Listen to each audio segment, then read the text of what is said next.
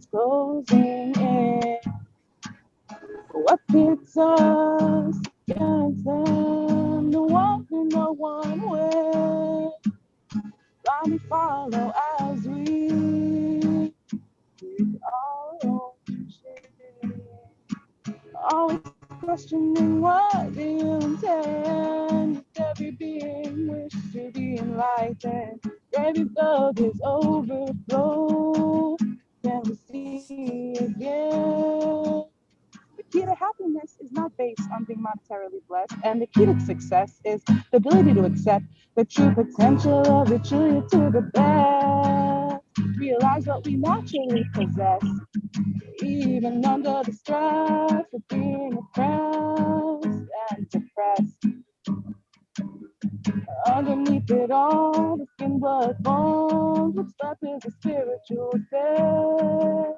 We must ingest the truth in addition to presenting it aside one another, not quite content, but above being complacent, a web of souls, an intangible network, no need to divide, because our views aren't adjacent.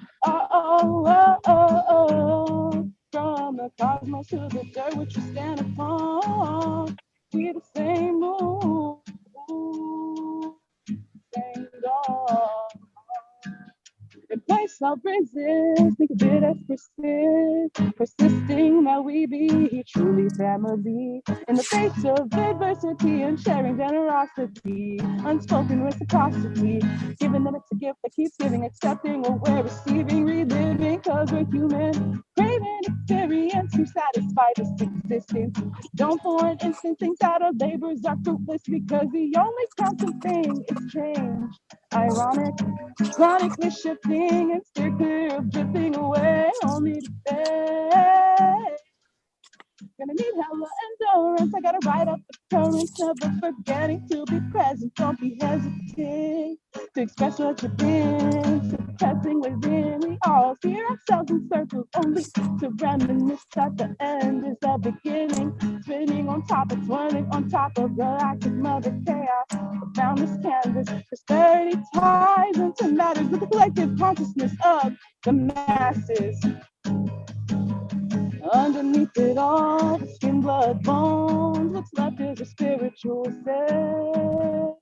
We must ingest the truth in addition to presenting it aside one another, not quite content, but above being complacent, a web of soul, tangible network, no need to divide, because our views aren't adjacent. From the cosmos to the dirt which we stand upon, be the same moon, same dawn. As much as we inherently breed toxicity, it's not a calamity, one is its own deity. As much as we inherently breed toxicity, it's not a calamity, what is its own deity? Because time is just an illusion, not meant to cause confusion. Yeah, see the cause of fusion, and all these concepts use them to fuel your system. Don't abuse your free will, use good intent. It's what we're meant for, to lift each other, therefore. This time is just an illusion, not meant to cause confusion. Yeah, see the cause of fusion, and always cause confusion. Use them to fuel your system. Don't abuse your free will, use good intent. It's what we're meant for, to lift each other, therefore.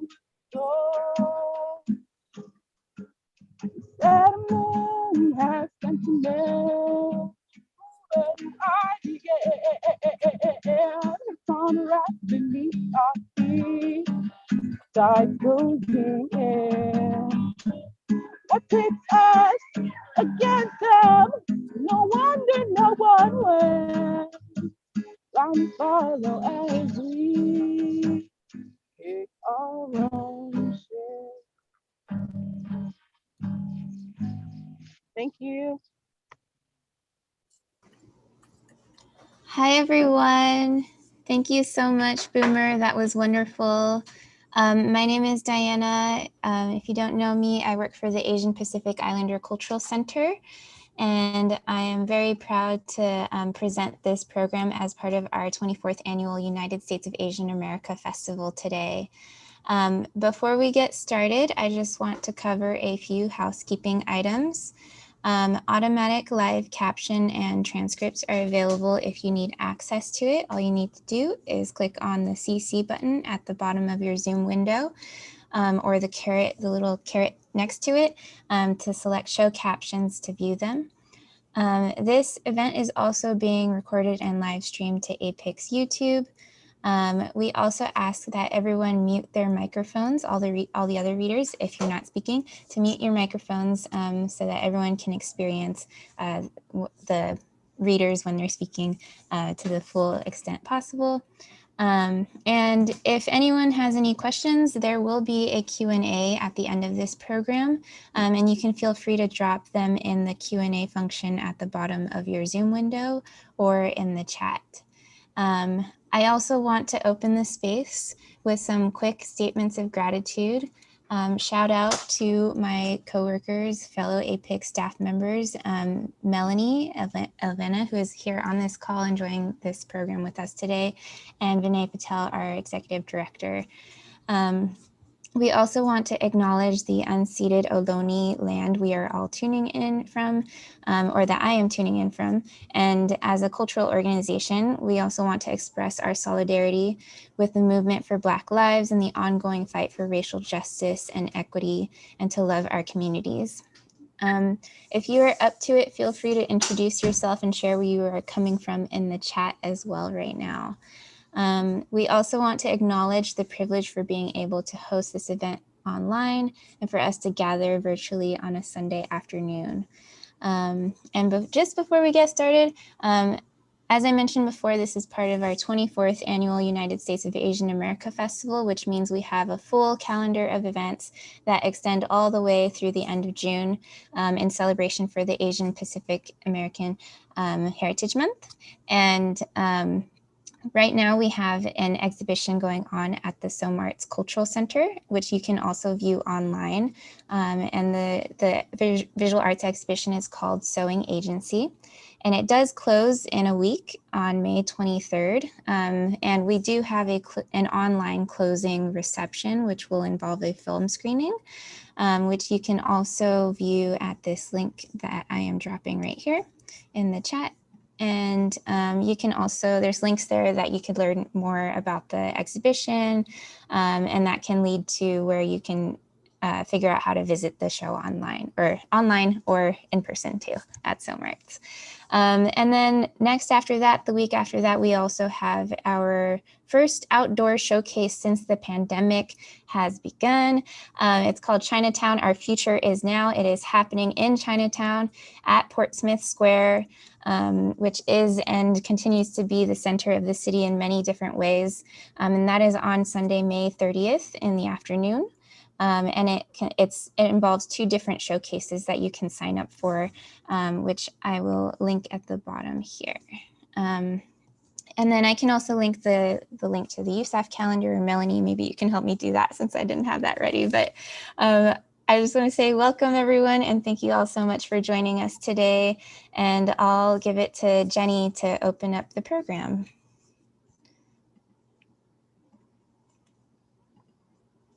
Oh, Genny, you are on mute.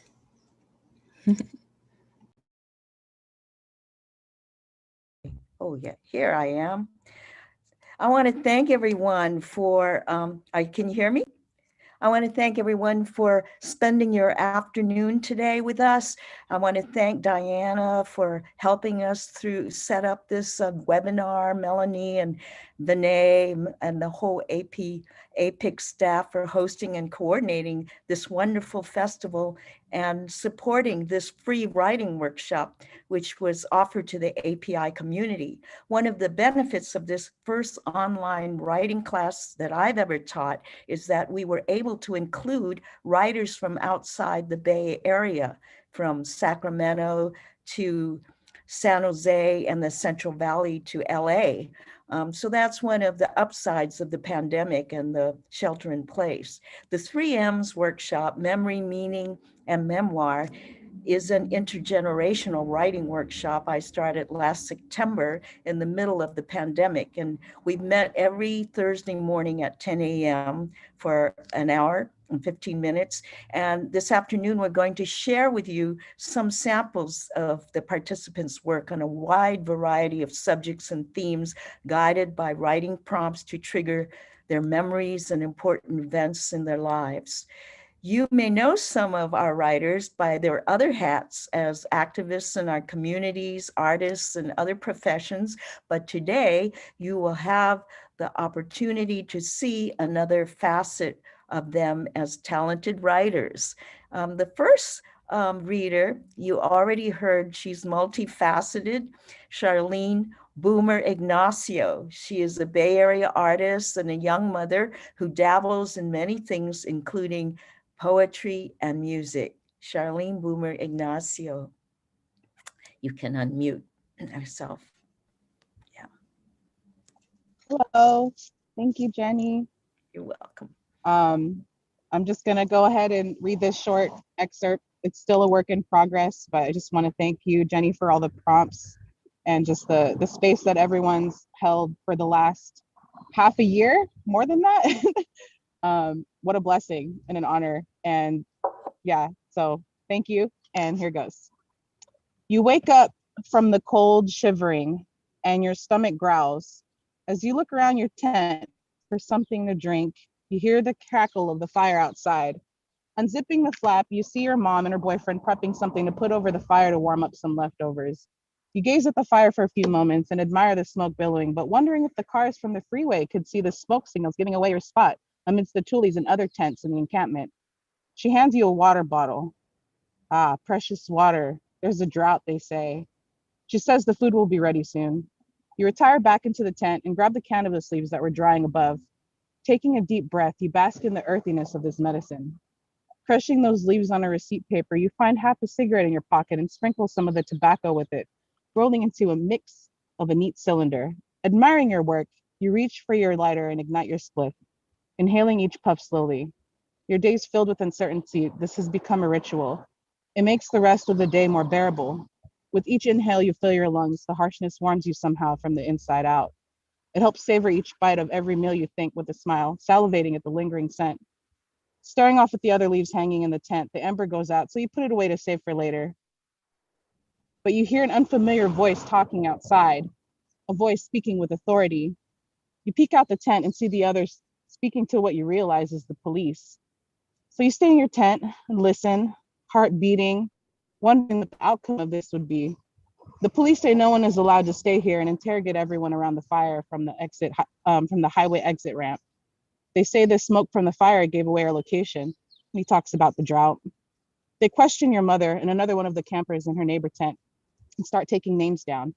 She spares you, so you stay in your tent so as not to be seen or heard, but still listening. The cop says everyone has until 6 p.m. to leave this area and threatens that if anyone stays, they would be arrested. He nags about the fire, mentions the drought again. He also proceeds to say that if the property is left behind, it will get disposed. He asks if that was understood and everyone confirms. As he leaves, the fire dies out and we start packing. As you make your way walking along the railroad track, searching for a place to set up camp, the rain starts to fall.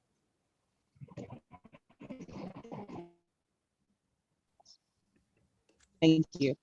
Thank you. That's wonderful, Charlene Boomer. Our second daughter, the second daughter of Chinese immigrants, Vicky Ya Rong Chang, could never choose between her love for the mountains, the sea, or the forest. She is inspired by her work with YTBN, a national direct action network focused on racial justice and the climate crisis. Vicky Yarong Chang. Thank you, Jenny. So excited to be here today with everyone. I have 2 poems to share. This is the first one. When my sisters and brothers, parents and grandparents are pushed, spit on, mocked, threatened, stabbed, burned, and murdered on the damp concrete, dirty socks pile in the corner. Mud settles smugly on the linoleum, and the bed goes unmade. The eyes stay swollen day after day, and sleep is like a distant lover. I gaze wondering at the vibrancy of spring as the brown birds with pink faces sing around me. The potato bugs and thousand-eyed flies play in the carpet of green, waking the steady rhythm of the breath inside when I wonder who will be the next victim. To live in this violent country on this sacred land as a Chinese woman is to play a ruthless game of tag, not knowing who will be the next scapegoat for the next violence of whiteness and patriarchy. How many times must the heart break as I continue to witness the seemingly impenetrable cycles of violence inside, continuing of their own volition, so that I am humbled before the divine mystery that rules it all. Unable to hate the white man who pulled the trigger again and again, or the white president who called it the China virus, or those that burned Chinatowns before the Chinese Exclusion Act, or the Black men who killed the elders. Are we not all victim to the powerful storms within us?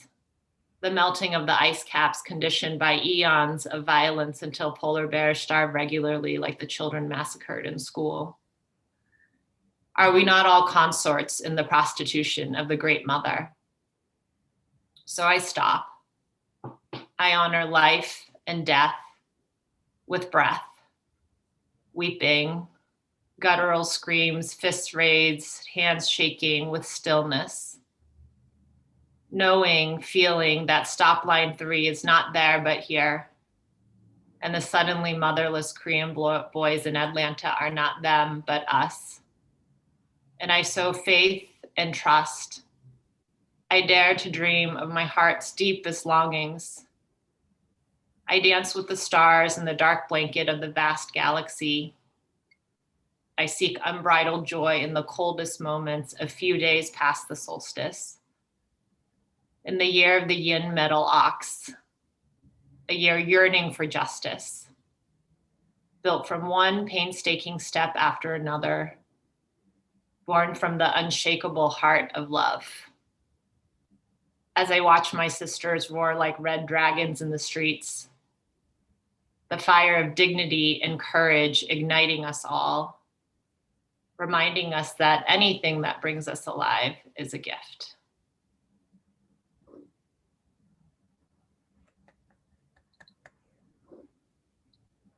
Okay, this is the second piece, and it was inspired in part by this photo, which was taken in the Chobe National Park in Botswana. I turn the thin, glossy wisps of wood mutated by man, and I tumble into an adventure where a lioness whose face is painted in blood stares at me boldly across terra, water, and sky. Where a pride of lions growl at the crocodiles in the water, reluctant to cross. Their comfort lying plainly in their closeness, flank against paw, head against tail, draped playfully on top of one another once sated from the kill. Night is time for hunting, each with their singular power and desire. One queen hurling forward in the darkness with no hesitation, her brother waiting for the cues to launch into the game of life and death, hunter and hunted. While I sit in a warm man-made box 10,000 miles away, living in another world, domesticated like their unrecognizable cousin, the common cat. And when night falls and the stars shine from far in the galaxy, I do not stretch my claws, arch my back, and sink my teeth into the spine. I do not leap on a Cape buffalo 6 times my weight as my sisters and brothers eagerly join. My life is not threatened by a cobra that kills my young. Am I alive? What hunts me through the long darkness night after night as the cool globe hiding the rabbit rises and the fiery orb rains continental plates away? What do I hunt in the dead of winter after a year of death around me, inside me? What comes alive in the mysterious pause after sunset, before moonrise with a snarl, conditioned by eons of evolution, so without a thought, I simply act. The lioness inside, alive, powerful, hungry. What are the giraffes, impala, zebras, elephants, hippopotamus, wildebeest, warthogs, ZZBs that I cry for? Especially the massive, unpredictable Cape buffalo that defies reason when the law is survival. Sustaining fractured ribs, split skulls, red gaping welts, even death from horns and kicks in the desperate battle. Oh, to be alive on the savannah and wild, to do what I was born to do, not bred, to live free as the heart longs, to race at full speed with no hesitation when death comes with my sisters and brothers at any moment, any night, to die in the middle of sating my hunger for life. And I want to say the second piece was also inspired by my friends and community members who have been hitting the streets in the name of justice and love. Thank you. Thank you, Vicky. That was just so stunning and powerful. Carol Chin Morales was born and raised in San Francisco's Chinatown and came to writing late in life after retirement from 30 years of teaching at City College. She keeps her connection to the community alive through Donaldina Cameron House and the Presbyterian Church in Chinatown. Carol Chin Morales, my good old friend I've known for so many years. Thanks so much, Jenny. I think Jenny and I probably knew each other from Jean Parker School. Some of you might know that. Okay. I want to thank Jenny too for providing a safe space for all of us budding writers and helping us grow as writers and as a community. Thanks, Jenny. I'm going to read a couple of poems that came up for me in the same day, responding to some community events you might recognize. A homicide before our eyes. An 84-year-old Asian American man, frail, out for a walk on his block in his neighborhood, slammed viciously from behind. Lethal force. The perpetrator getting a powerful running start to deliver that fatal blow. The blow slamming his head to the sidewalk with a loud thud. That blow reverberates in my heart, catching my breath, riveting my attention with the shocking cruelty. The loop runs again and again in my mind, targeting an elderly man, defenseless, attacking with brute force, pounding my mind, pounding my soul. There is no escape from this trauma, no way out from the deeply felt grief of his family, the unspeakable wound to the community, the devastating blow to Asian Americans, the profound loss to us all. Loss is so hurtful, I can no longer sit on the sidelines or play the model minority, be compliant, perpetuate the heads down, don't draw attention strategy of my forebears. We have been taught not to disturb the unruffled waters of the majority. How can I help transition to a better world? How can I help to bend that arc of justice? Have I sat down to write, stood up to demonstrate, found a way to keep dreams alive for a more perfect world where each person is valued for our common humanity, where our diverse contributions to the whole are celebrated? What enables me to become more compassionate? What gives me the fortitude, the persistence, the will, to reach out? What sustains me? What will I do? What?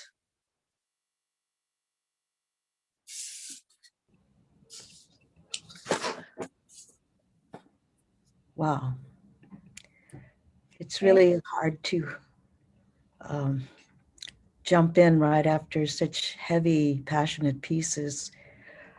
Susan Hayase is a longtime activist in the San Jose area Japanese American community.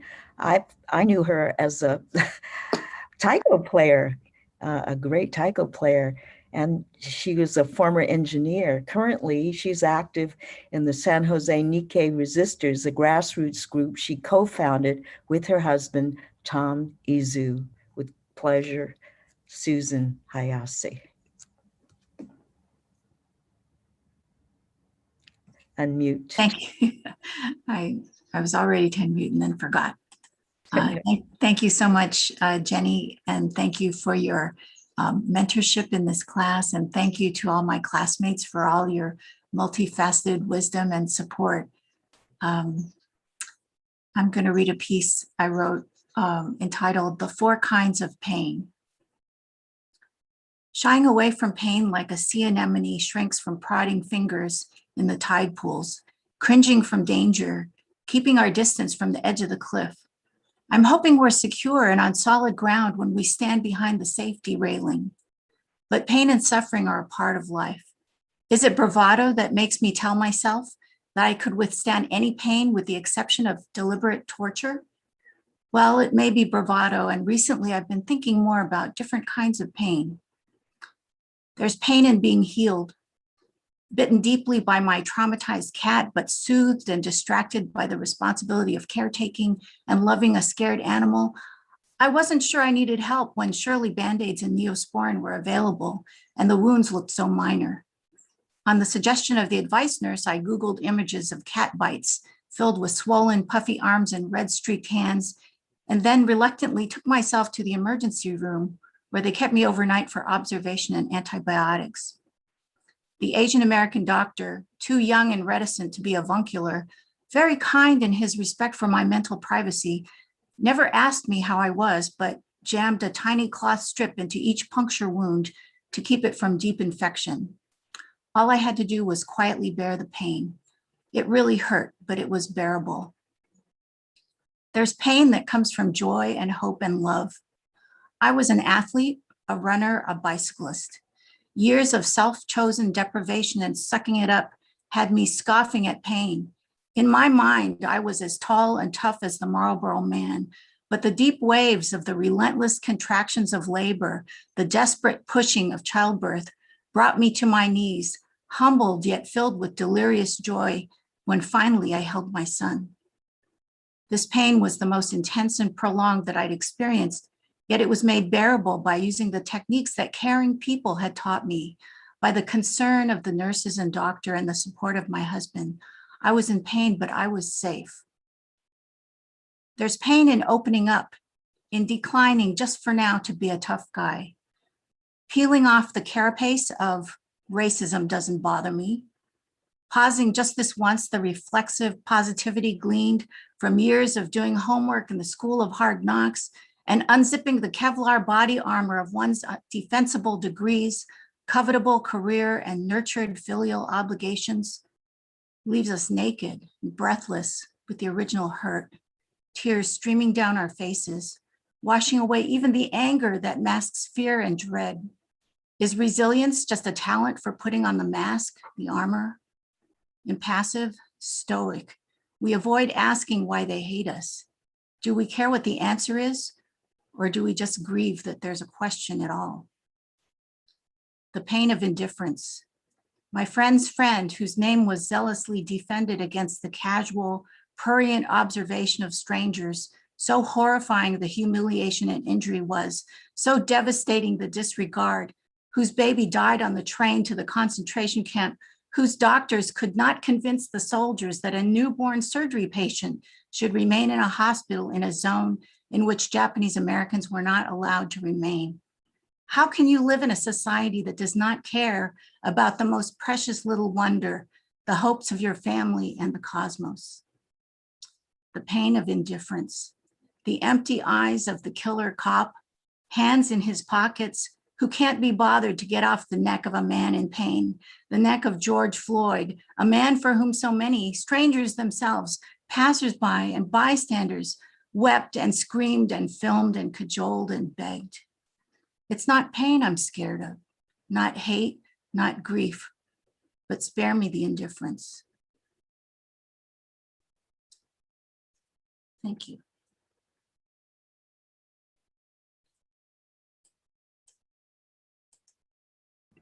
Thank you, Susan. That was just so incredibly powerful.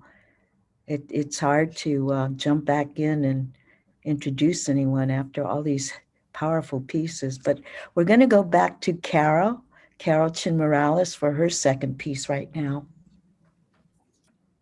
Thanks, Jenny. The American flag will fly at half-staff until the hate and violence stop.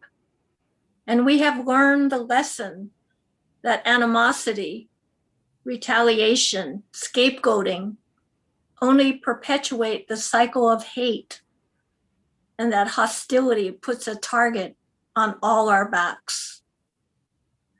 Until we learn to respect one another, our families, our neighbors, respect our co-workers, our classmates who don't look like us, don't think like us, don't talk like us, don't share the same values. Our so-called enemies, we have been taught to despise.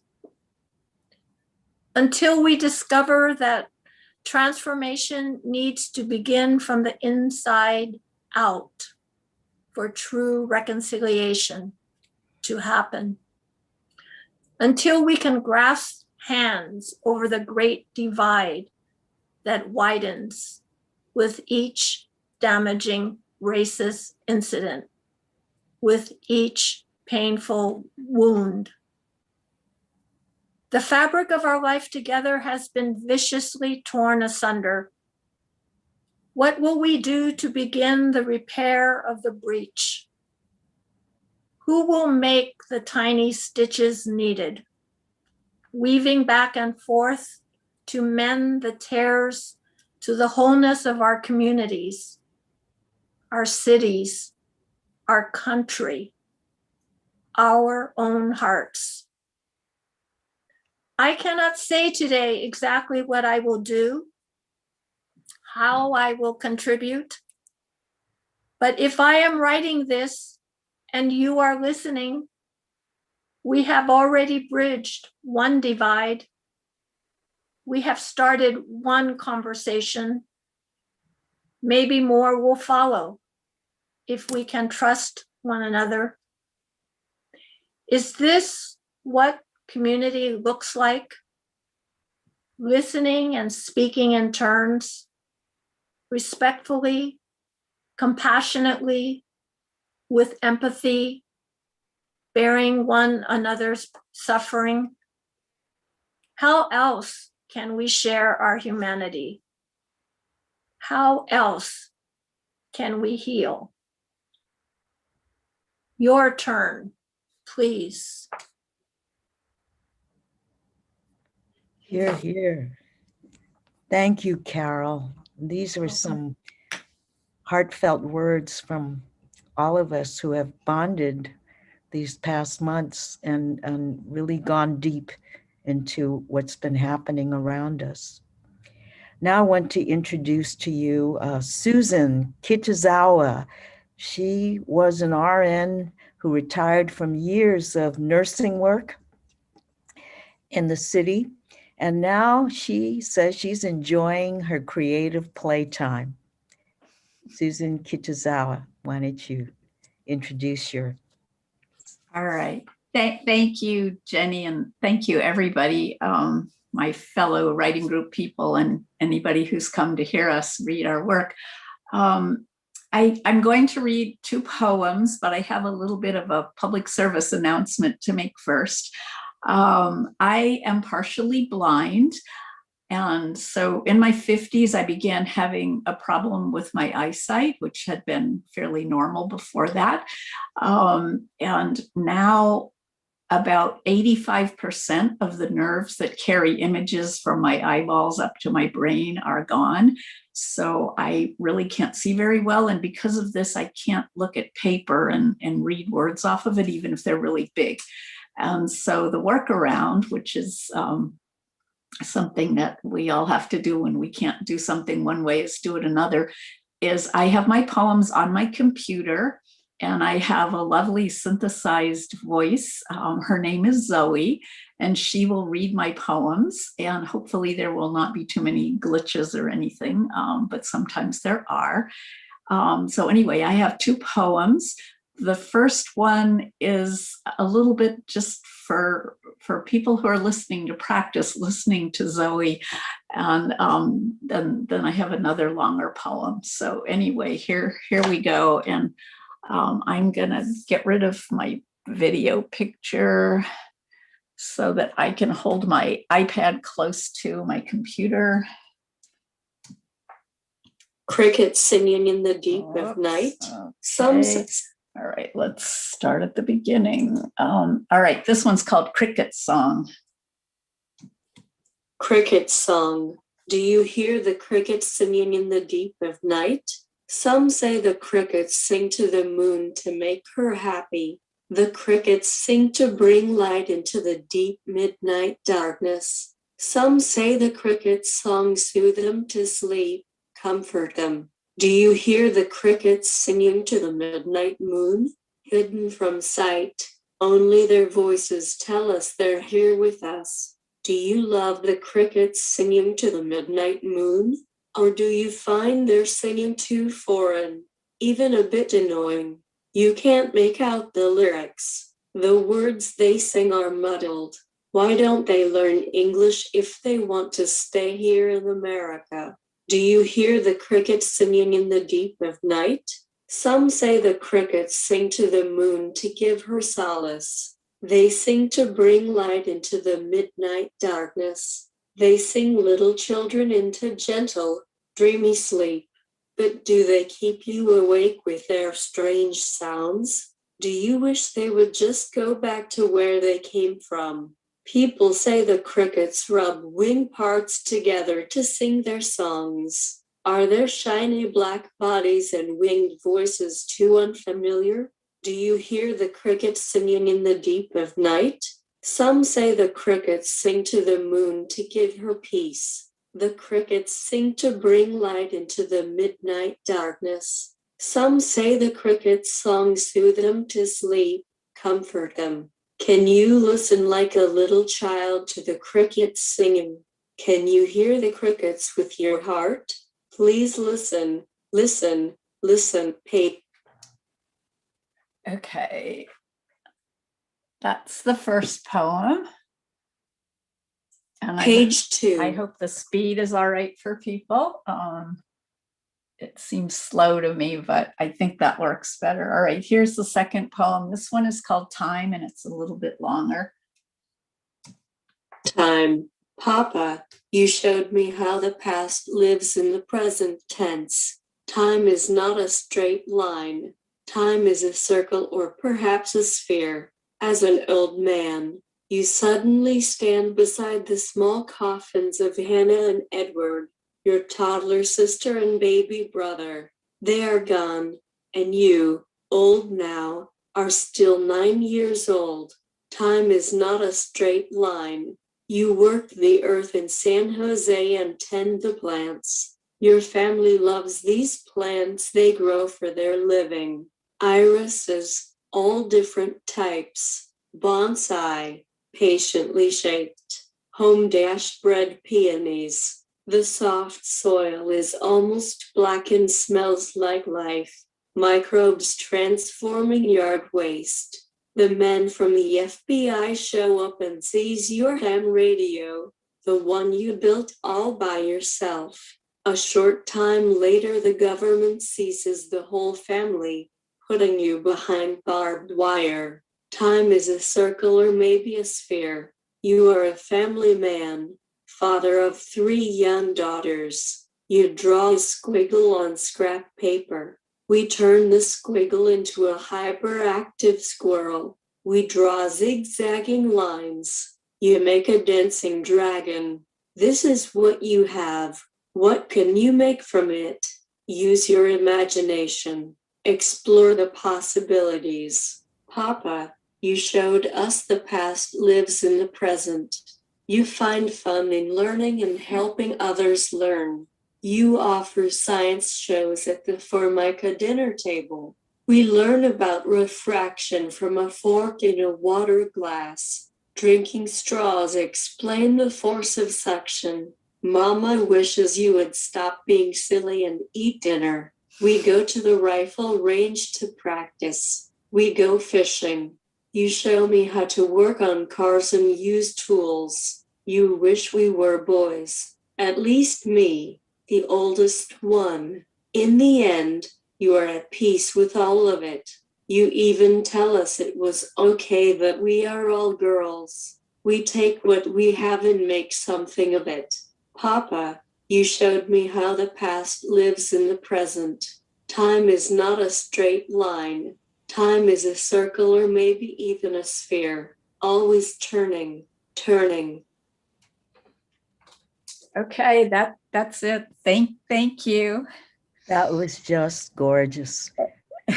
The one part I left out of my PSA was, if you haven't had your eyes checked thoroughly anytime in the past year, maybe especially because of the pandemic, please go get a full eye exam and make sure that they dilate your pupils, because I missed a year's exam, and I'm really sorry that I did. So, because you can get treatment and not have this happen to you. So that's my little my nurse advice. Thank you very much. Yeah, with that, I'm going to go make an appointment as soon as this is over. It's been well over a year and a half or so. Yeah. Just the metaphors you all have been using, and to connect with all the violence and hatred, but treating it with such gentility is just very moving, all of you.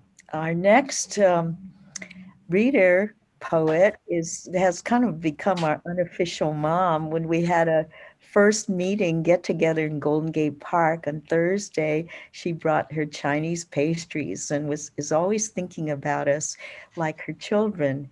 May Lam, and she says very modestly, she's an old Chinese American living in an upside down gold mountain. May Lam. Thank you, Jenny. For the past 6 months, writing has expanded my horizon for self-reflection and created greater understanding of self, and offering opportunity to vocalize my inner voice. I'd like to give a heartfelt thank you to Jenny and fellow classmates for their support.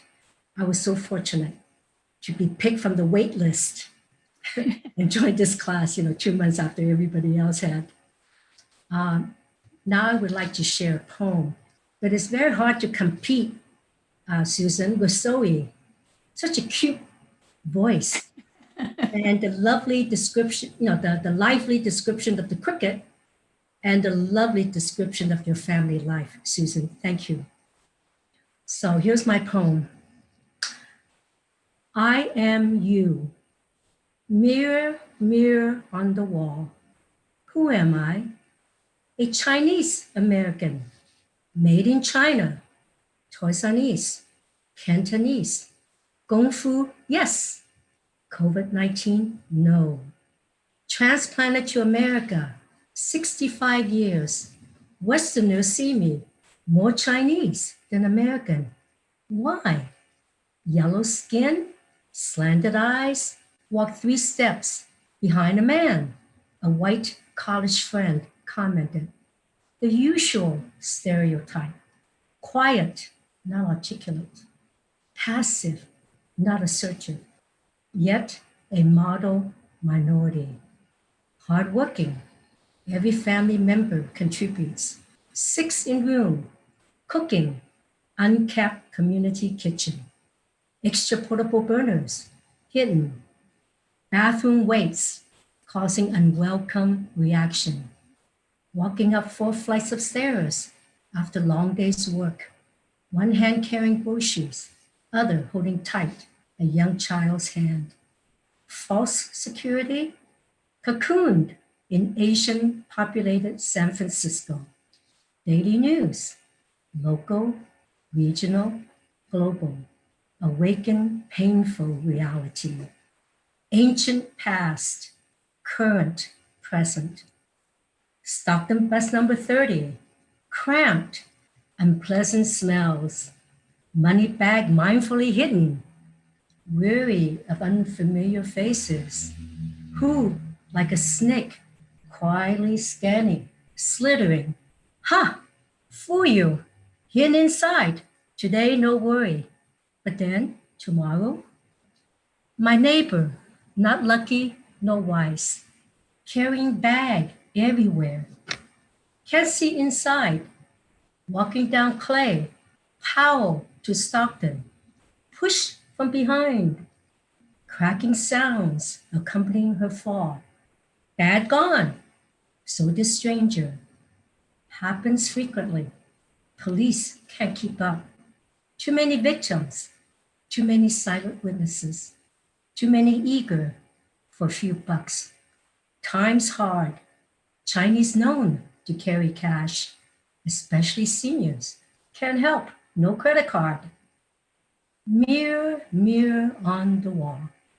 Can you see that I am like you, struggling like you, working low-paid job, barely making enough to feed, to house, kids lacking supervision, no safe place for play? What you steal from me mean hunger, no toys for little ones, nothing for school supplies, let alone a college education, even eviction. So please, next time you see me, let me be. I am just like you, no more, no less.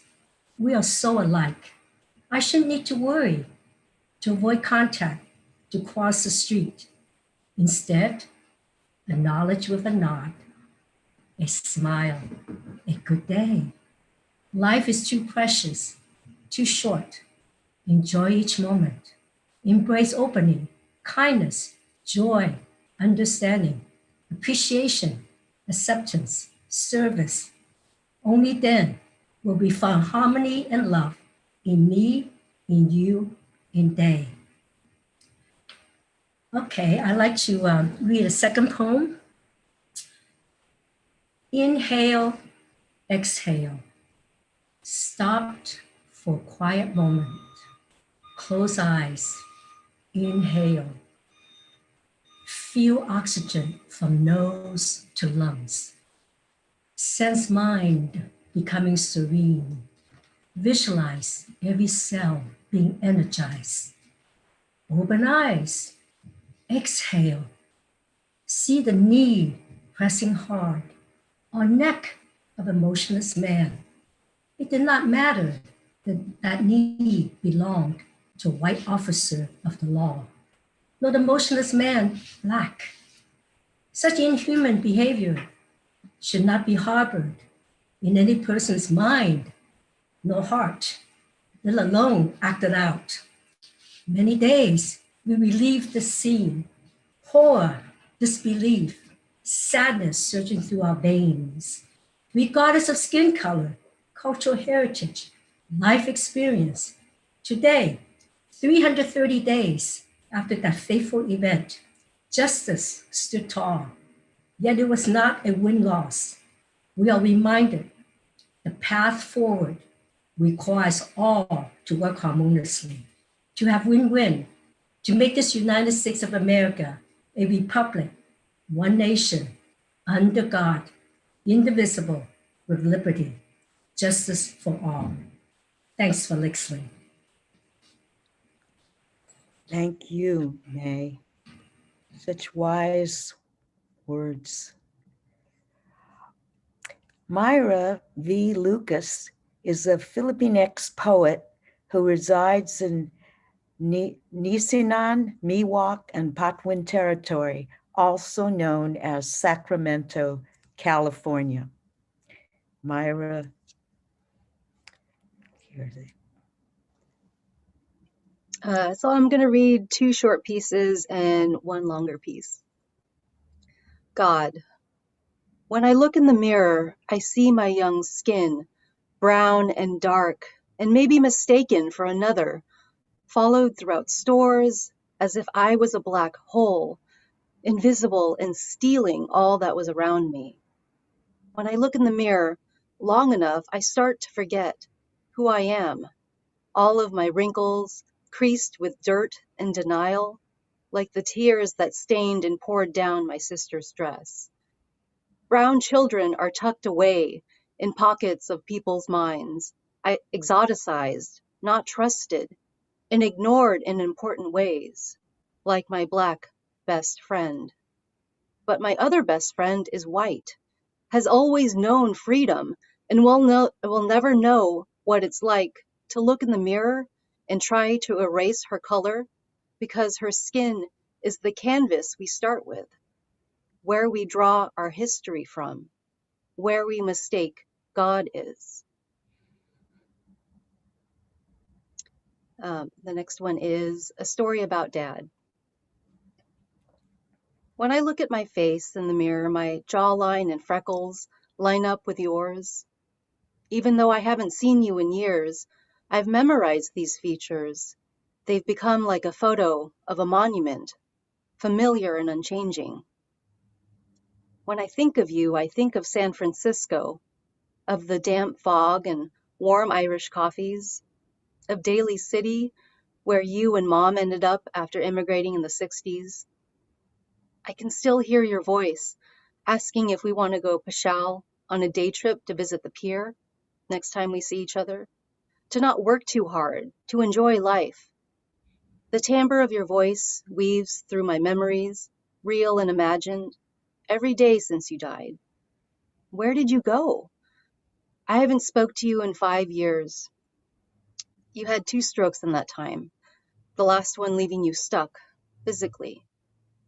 We stopped getting your voicemails on our birthdays, no more written cards in your sloppy cursive, no more holiday Christmas songs sung onto a one-way recorder. We never returned your calls anyway, and now we can't. I scrolled through my phone the other day to call the auto shop. Dad was right above Danny's auto and body repair.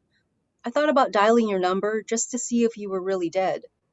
It would be a really, really bad joke, and that wasn't your type of humor. It was a Thursday morning when my sister called me to tell me about what had happened to you, that you passed the night before, that your body was just tired, that COVID took you.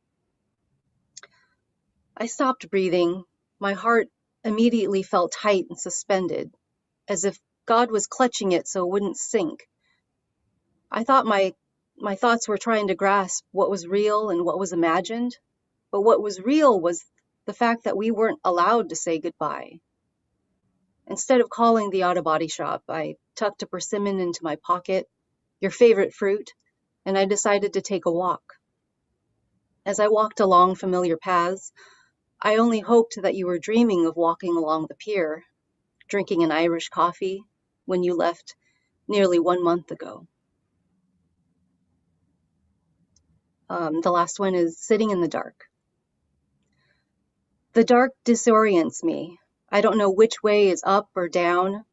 There's so much space, an infinite unknowing, endless questions, like a string of galaxies I pleaded with when I was 4 years old, lying in a grassy field in Tracy, California, when darkness was lived for days and days and days. The darkness loosens my mind, erases memories, a black sky thick with falling stars, with no one to catch them, to save them. Thank you. Oh my God, so beautiful. And the one about your father, just incredible. I mean, you really feel it right here. But I don't see a wrinkle in your face. I don't know about that. It's just the video. It's Oh. the built-in feature I put on. Okay. I said, come on. You don't have a wrinkle in your face. Okay. Shizue Shikuma hopes to recover slumbering parts of her life through writing memoir. And she sure does, Shizue. Well, thank you. I'm new to the group, so I'm grateful for everyone's patience and kindness and encouragement. So thank you. This doesn't have a title, but it's for Viet, wherever he may be. I will do 3 sessions with you on one condition. You will learn to heal yourself. This is your promise. That was my first meeting with Viet, an eclectic Vietnamese healer. My intuitive body worker, Wayne, referred me. Wayne had assured Viet that I was not one of the impossible referrals who had serious issues about being alive on the planet. My issue was fairly benign, ongoing trauma from a hostile work environment. Wayne also told Viet that I was conscious of spirit with a capital S, as well as spirit with a small s, as in myself. Viet's age was indeterminable. He looked young, but his eyes belied the youthful appearance. Viet led me to a small room and had me sit in a large easy chair. He covered me with a soft blanket. There was a window in the wall so that he could keep an eye on me. The light was dim, and I heard musical sounds. I must have dozed off because it was only minutes later that Viet was saying, "You can open your eyes now." We went back to the parlor. There was a sofa and an armchair. Viet took the armchair. I sat sort of on the sofa, my head on the armrest as I was trying to wake up. Viet told me that all bodies are made up of trillions of cells. He told me a specific number, but I only remember trillions. You are the parent to each of these cells, Viet intoned. Each cell is like a universe, and you are the guardian for all of these universes. Gee, Viet, that's like sort of a lot of responsibility. I felt anxious. This was the first of 3 weekly sessions before he was going to send me back into the world on my own. You will learn to heal yourself. I only tell you what is true, said he, in a kind yet firm manner. I have always believed in alternate therapies and realities. I just didn't believe in myself. As the 3 weeks evolved, this is what I learned. As I slowly began to believe in myself, I could also heal myself. There were no bright miracles, and the hostile work environment didn't become a kinder, gentler place. But something inside of me began to change. Instead of hating the mean colleagues and myself as well, I wished for their highest good. Okay, like that was quite difficult, but I did my best to hold that intention. I was at the reception counter by myself all day, greeting people whose cars had been towed, people who had broken taillight citations, registrants as in sex offenders and the occasional arsonist, etc. And these people were also part of the highest good intention holding. Sometimes the city gardeners brought in flowers that they trimmed for landscaping purposes. Flowers held a visual beauty that lightened the heavy energy in the lobby. The flower itself was a miracle of color, and it carried the imprint of the gardener's love for the flowers, as well as their kindness towards me. The gardeners and their flowers were a movable oasis of quiet joy, which they shared with me. I reported these things to Viet. The last session arrived. We debriefed, and I felt sad. Viet could see that. He invited me to attend the weekly group gatherings whenever I wished, and he gave me a CD of the music and his guided meditation that we had used. You have kept your promise, Viet smiled at me. I hope so, I thought to myself. Viet laughed. He knew what I was thinking. A few years later, Viet had suffered a major stroke and was convalescing in San Jose. I visited him. It saddened me to see him partially paralyzed, but he could speak, and he asked me about my life and passed along suggestions for healing myself and others. Before I left, Viet motioned for me to come closer. He gave me a hug. As I exited the building, I felt invisible weights sloughing off me with each step. I had been holding on to so much dread and anxiety, and Viet, ever the healer, had seen this and helped me release these burdens. Several years have passed since my last visit with Viet. I can feel his presence whenever I wish to talk with him. I believe he knows when I am thinking of him and thinking of the responsibility for my trillions of tiny universes. Viet helped me learn to heal myself. He taught me that life is a vast network of invisible connections, and everything under the sun belongs to a larger universe. We exist together, and we are infinite. Thank you. Wow, you brought the Viet to life for us. We could really sense his wisdom. And I tell you, the collective wisdom in this group of writers is astonishing to me all the time. So Leon's son is up next. We all know him as a dynamite visual artist, but he's also a wonderful writer.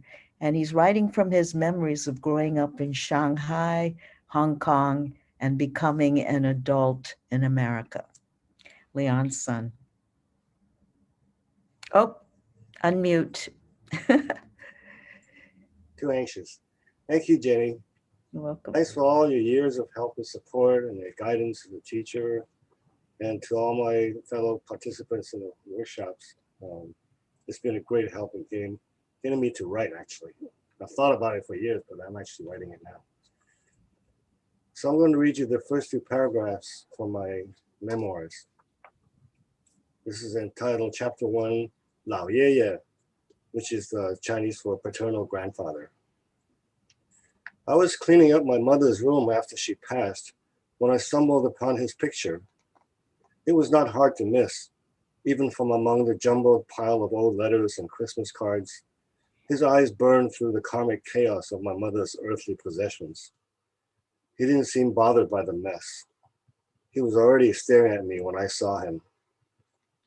He was dressed in a Qing Dynasty gentleman's robe and a Manchu hat. Probably had a pigtail too, but I couldn't see it in this picture. He had a grand flowing mustache, which added to his imperious look. I could feel his eyes interrogating me. Who are you? I was silent. I did figure out right away, though, who he was. It wasn't hard to guess. Even though I had never seen him before, I knew it was Lao Yeye. He had that same Sun family look in his eyes that say, "What have you done for yourself?" It was not a question I could easily answer. I just kept staring. His presence so real that I found myself talking to him. "Oh, you must be Lao Yeye," I said, and immediately felt embarrassed. That was no way to address an ancestor. Way too casual, too American. We were not equals. Now I felt like bowing my head when I addressed him again, more respectfully this time. Lao Yeye. He didn't blink. He was still waiting for me to say who I was. "I am your grandson," I said. He retorted. "You mean you're a continuation of me?" I started to feel anxious. I thought of my father and my grandfather and all that they had been through. All those things I read about in history books now seemed to have a direct connection. How did the history affect this man in the picture? What was his world like? What was it like to live under a decadent, crumbling empire, unable to hold itself together, let alone push back the humiliating domination by Western imperialist powers? It was hard to imagine, as the only impression of old China I was able to muster came from kung fu movies. Am I a continuation of this man in the photograph? I couldn't begin to tell him of the trials and struggles his descendants have been through in China and after leaving, first to Hong Kong, then to America. I wondered what he would think of all that. How could I explain anything when the context itself kept changing? He could have been like a typical older Chinese who tended to frown on people for leaving the motherland. But most didn't choose to leave. They only did so when life became untenable if they stayed. The way he looked at me, I was almost expecting him to say, "What happened to you?" Did I look too foreign to him? Did I look like I've abandoned my Chineseness? Well, if I did, he bore some responsibility for that too, since it was he who had the first glimmer of America in his eyes. Lao Yeye was one of the early Chinese who converted to Christianity. American missionaries were active in the Shandong area. In China, they were selling more than Christ. They were selling the American way by opening schools, building churches, entangling themselves in Chinese lives. Many Chinese saw missionaries and Christianities as gateways to modernity, to personal improvement, and the development of a strong and powerful China. The American Protestant work ethic and Puritan values fit well with Confucianism. So how did Lao Yeye come in contact with Christians? Was he educated in one of those modernized schools introduced under the reforms of the late Qing dynasty? Those schools were based on Western models of higher education in which Christian missionaries played a big role. Several elders have told me that our ancestors originally tilled the land. Among older Chinese, there was a nostalgia attached to the idea of tilling the land. It was a tough but noble way of life. Looking at the way Lao Yeye was dressed in this picture, he didn't look like his hands touched the land much. He obviously did well enough to move his family to the city, to Penglai in Shandong province. But I know nothing of what led up to it. So many unanswered and unanswerable questions. Since Lao Yeye's time, 4 generations of our family have lived through 4 iterations of China, from empire to republic, to the People's Republic, and to Hong Kong, which was still a British colony then, and then finally to America. It is a small miracle that this photograph of Lao Yeye survived all these times. It's my only material connection to him. And I don't even know his name. So that's it for now. He's already published a volume of his memoir, Leon has. You can hold it up and show us if you like. I don't know where I put it now. Oh, okay. Casimiro U. Tolentino is a retired judge and a former labor and civil rights attorney. Kaz, are you there? Yes, I am. Great. Okay. Thank you very much. I share the same thoughts of my fellow participants in this workshop, and especially to you, Genny. You all provided a very safe and comfortable space for a first-time writer.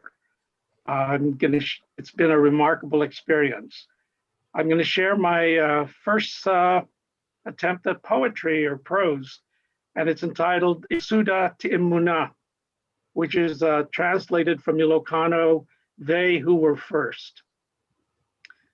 Remember the Manongs, alone in the new world, America, home of indigenous peoples, Indios at Morro Bay and Louisiana, pensionados in New England, sojourners for a better life, for a better future, Pinoys hoping, staying, and living, Hawaiian cicadas, sugar plantations, America's little brown brother, sugarcane, pineapples, tuna canneries, Pinoys working and harvesting, Isuda Ti'imuna, waiters, actors from tropical islands, bartenders, lovely brown people in the movies, Pinoys waiting and acting. Pensionados also to Gonzaga, Spokane and Washington, Buacan, Bulusan, Veracruz, in Yakima Valley, apples and cherries, Pinoy speaking and learning, Isuda Ti'imuna. Farmers in the San Joaquin, Coachella, Imperial, Salinas, and Pajaro valleys, lettuce, grapes, raisins, asparagus, Pinoys working and building America. Pinoys, as many know, are built low to the ground. Taxi hall dancing, Exeter, Delano, Watsonville's, Pinoys Not Allowed and Murdered, UFOC, Itliong, Velasco, Veracruz, Great Boycotts Like Carabaos in the Dark, with Mexican farm workers, Yemenis, Arabs, Pinoys picking, swamping and pruning, Alascaros, salmon canneries, Crystal Bay, Ketchikan, Kenai, Pinoys working, fishing, and canning, Isuda Tiimbuna. Remember the Manongs, remember the Manangs, their stories, their plays, their movies, their poetry, their stories and storytellers, our stories.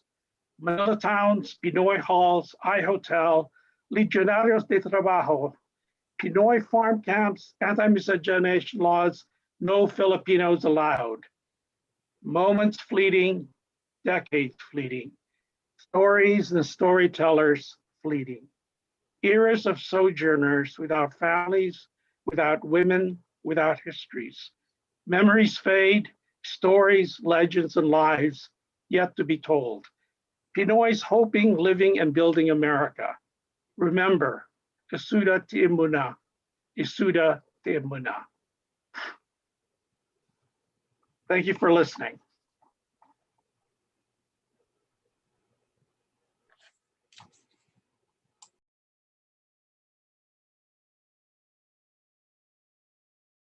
Genny, I think you're on mute.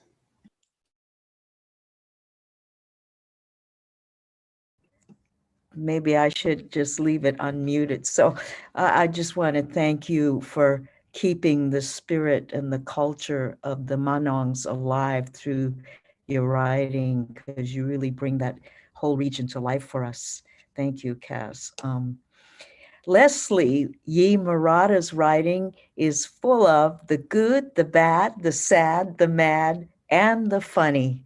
Leslie Yee Murata. Can you unmute? Are you unmuted? Yes. Good. Yeah. I want to thank Genny for the years of guidance and nurturing. And such a fabulous group of people I've had the honor to be with, to share our deepest, heartfelt stories. Okay, I have 3 pieces.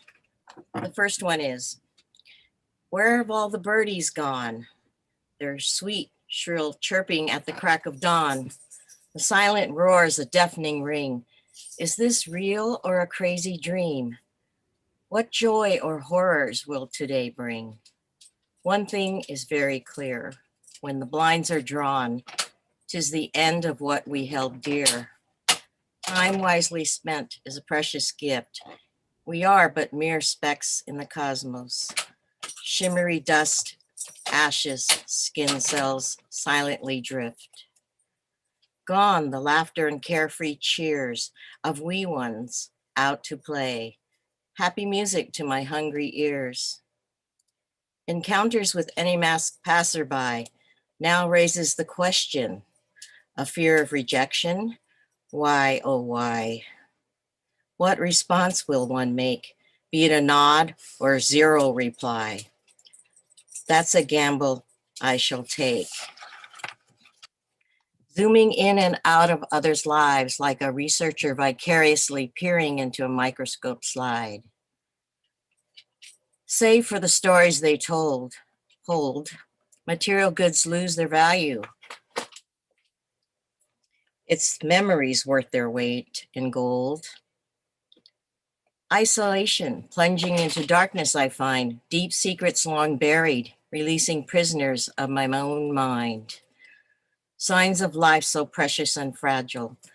Time trickling between my fingers to slay my inner demons at my leisure. So content am I as of late, sheltered in our primal cave with my trusty mate. Tides of change rise and fall. From our errors, our youth can heal, not just for some, but for all. Blissful journeys to other worlds I've traveled, where there is no time and space, mysteries to be revealed or unraveled. The silence embraces me to the knowing that we are all one, ever flowing through eternity. Armored in divine light, I raise my crystal sword for the love of Mother Earth and all mankind. The next one is checklist.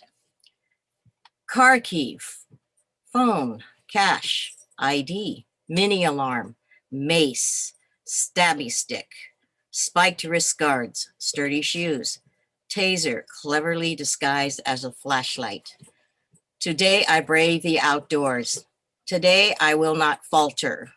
Today, despite the world in turmoil, determined that today will not be yesterday's sorrow. Today I count my blessings, glimmers of hope tucked in my bag. A peaceful warrior am I, grounded with a positive mind, embodied by divine protection, armed and dangerous. Breathe and bless. Breathe and bless. Breathe and bless. The next one. At first light. Finches have arrived at first light. Dewy buds are in bloom. A lone crow caws overhead. Gone the orange butterfly. Hummingbirds return at last. Luminous sparks dance, reflecting the sunlight from crystals in my room. Thank you. Thank you, Leslie. I love finches. I used to raise them. Well, actually, it was my daughters, but I had to take care of them.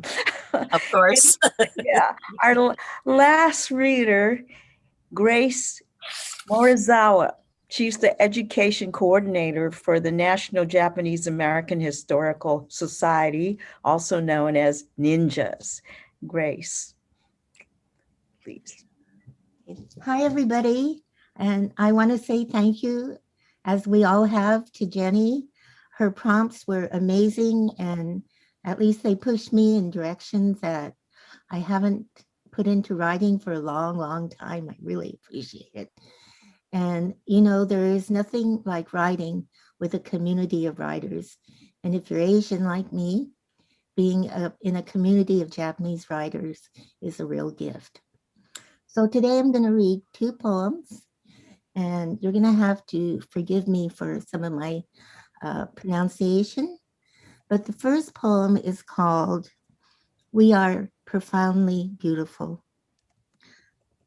Dedicated to Xiao Tan, Daeon Fen, Young Yi Yun, Hyun Jung Grant, Soon Chung Park, and Sun Chan Kim. Presente, March 16th, 2021. I see the spring's first full moon, a pale shadow in the horizon. The sky still blue. Now, after sunset, the moon is rising. Its rays glow, a silver pathway in the dark bay waters. Lingering beauty. The round luminous spear, huge, streaked with faint hues of pink. I could dream of sitting under cherry blossoms, marvel at their transient beauty, at one with nature. Not here in the USA. I see the blood of my people streaking the streets, smears from hate and misplaced hysteria, breaking bones, creeping after my people, a shadow at high noon. I hear myself talking, angry that I have to debate the existence of Asian hate. Do not be fooled by this beautiful spring moon, tinged with blood and hate, this heart of stone. Instead, follow the pounding of your pulse, find the beating drums, the taiko drummers, the Korean queer drumming corps, whose feet stomp the ground, who sing a song of sorrow, whose dance turns crowds of Asian faces into a circle of joyous healing. Speak out. It's 2:43 a.m. Gripped by the quiet of the night, we feel the sounds of women shrieking, shrieking. And here's my second poem. Asian writers writing together. Growing up Asian, think of family and community, don't stand out. Parents fresh out of American concentration camps told, do not socialize with other Japanese, speak only English. Asian writers writing together. Our ancestors write in Sanskrit, kanji, hanji. Words and sounds flow into calligraphy, brushstrokes of whirling winds, drifting leaves, mountains, shifting sands. The Pacific tides roll in. We are thought to be yellow peril, buck teeth, inscrutable in the US, so quiet. Asian writers writing together. Growing up Asian, we know family, we know community. We were taught the nail that stands up gets hammered down. The West is so stupid. They think the world is from sea to shiny sea. We Asian writers weave a sky blue, reach beyond the continent, our voices open to the stars that gleam light years away. We celebrate our oneness. We are Asian writers writing together. We are thought to be model minority, schooled, so very neat. We are hermits, hoarders, English speakers, bilingual, tonal, words without accents, vows, lovers, dancers, activists. We linger with language. We are Asian writers writing together, giving voice to the untranslatable. Yeah, amen. Thank you, Grace. We have, I don't know if we can go beyond our scheduled allotted time till 3:30. We got all the poetry in. I just want to thank each and every one of you wonderful writers for being so open and honest and poignant and powerful and passionate with your words. It takes courage, especially in these times, and I have to honor you as poet warriors, every one of you. And that last poem it sums it all up. What we're doing is archaeology, excavating, digging, clawing, going what's been buried and hidden and masked, and opening it up. Sometimes it's painful, it's a wound, but through that there's beauty, there's utter beauty, and each one of you have found that within your spirits and souls. So thank you. If anyone has a question to ask of any one of the writers, or please type it into the chat box. We have a few minutes left here. Or can we hear people? If you unmute yourselves, I don't think we can see you in this webinar, but please, if you have a question for any of us, go ahead forward. Yeah. If you'd like to ask a question out loud, you can also raise your hand emoji, and we can enable you to speak through your audio as well.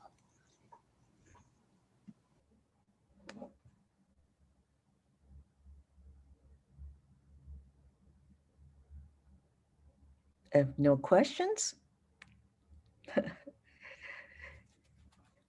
You've been a very silent audience. There's a couple of questions coming in now, Genny. Oh, okay, great. All right. Yeah. So Tamiko asks, will you be having another writing workshop or seminar in the future? Oh, well, this one ends on June 20th, and there's been no discussion about opening a new session, but I'm hoping we can do that. So I'll talk to Diana, Diana and Vinay and Melanie and the APIC crew to see if it would be possible to continue this. What was the prompt? Oh, every week I give a different prompt, and they're such good sports. And some of them are really tough, you know, dealing with really personal questions. Some of them are more frivolous, and all of them, I always say, look at them as triggers. You don't have, if you have your own, you know, stuff already in process, like Leon has already have his memoir ongoing, he sticks with that. And if the prompt gets him to go deeper into his story, he can use it. So it's not like a, you know, a requirement, but everything is to facilitate your own individual process. That's so I believe in true freedom writing. I don't believe in constraints at all. Have we done this virtually before? No, the class is done virtually. That's how we're able to have like Cass and Shizue and Myra participating, and otherwise we would have to keep it local. So that's the advantage. But it is nice to have that human interaction, but I'll let some of you all others talk rather than me. Have you any other questions? Sometimes you wait for, yeah. Okay. Oh yeah, some of you are answering in the chat, so that helps.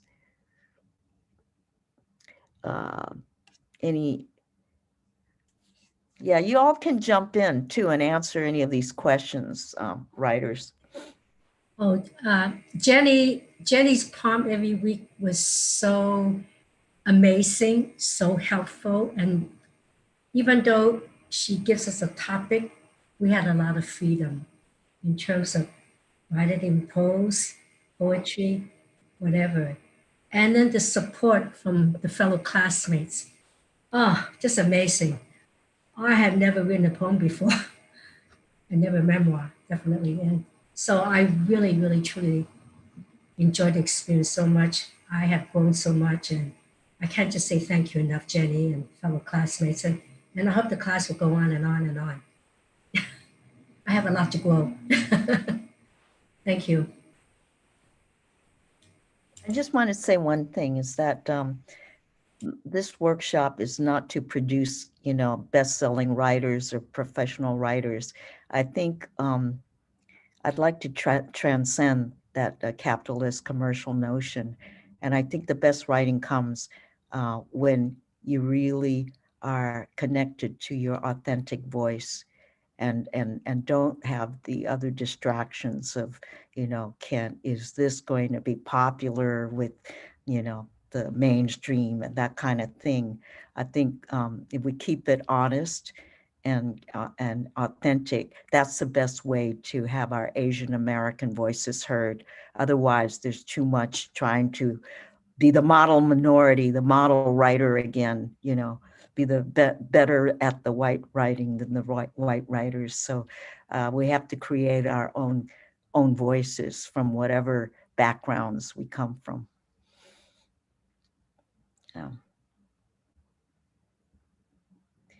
But I mean, the talent is already there. I mean, you have to start with something, and you all are talented, you know, in so many areas, and you're so experienced and knowledgeable about so many things. We have a lawyer, we have musicians, and, you know, graphic artists, fabric artists. Yeah. There's one person on YouTube, Brenda, who asks, great readings. How long have you been writing together as a group? Oh, well, the workshop started in September, and then some of the writers came on in the second session. Some of you didn't. like May came on and Kaz were on the waiting list. So a couple of people left the workshop and we were able to open up a couple of spots, but we've been together officially since last September.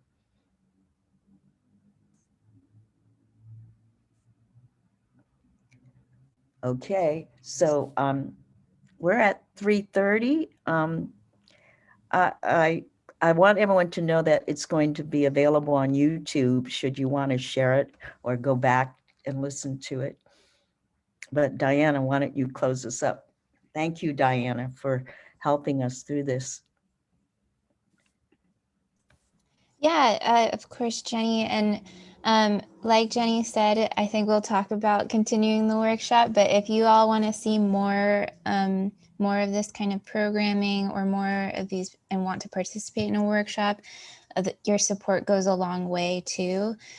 So if you'd like to make a donation to APIC, you can do that right at the link I am dropping in the chat in just a moment.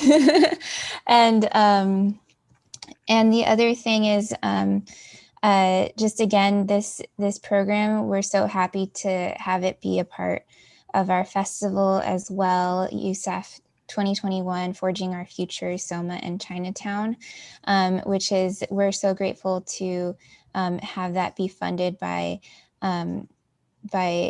multiple entities from city to state, including the San Francisco Arts Commission, the Grants for the Arts, California Arts Council, Fleischhacker Foundation, Zellerbach Family Foundation, Start Small, and National Endowment for the Arts. And the workshops themselves were also funded by the California Arts Council. So yes, if I see the chat, if you want more, please help support. And hopefully we can get another grant going and help fund more workshops in the future too. So thank you all again, and hope you all have a wonderful day. Thank you. Thank you, everyone. I'm gonna miss everyone. See you, classmates, on Thursday. Yeah. Thank you. Thank you. Bye. Thank you, everybody, for participating. And oh, readers, if you want to stay on, we can take a screenshot too. oh, the group. okay.